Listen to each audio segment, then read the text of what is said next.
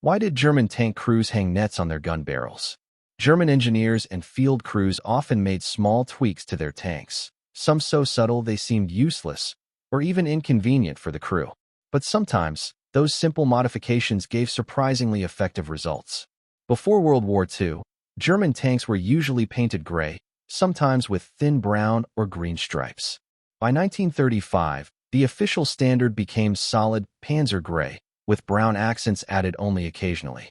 After the Africa Corps desert campaigns, camouflage had to change.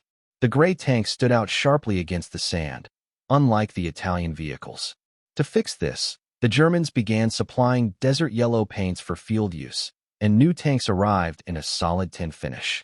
By late 1943, this shade was often mixed with olive yellow tones, the same scheme widely used on the Eastern Front, combined with green or, more rarely, reddish-brown patches.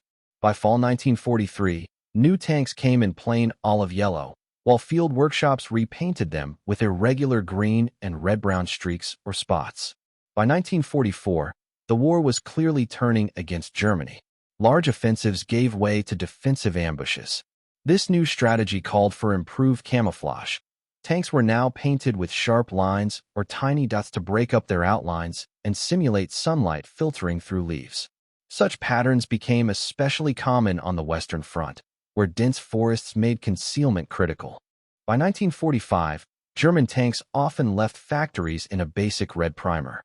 Late in the war, many crews didn't even bother painting over it. They simply added patches of olive yellow and green on top. So why the nets on the gun barrels? You guessed it, camouflage. Tank crews welded hooks and mounts onto their turrets and barrels to hold nets and branches, blending the vehicles into the surrounding terrain. The goal was simple: stay hidden long enough to get the first shot off. That first shot often decided everything. In some cases, a platoon of German tanks could destroy up to 5 enemy vehicles in the opening minute of battle, on both the Eastern and Western fronts. But not all enemies were equal.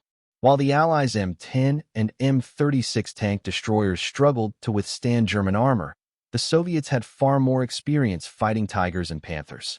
There's this: 3 guns could penetrate a Tiger's frontal armor, though only at medium range.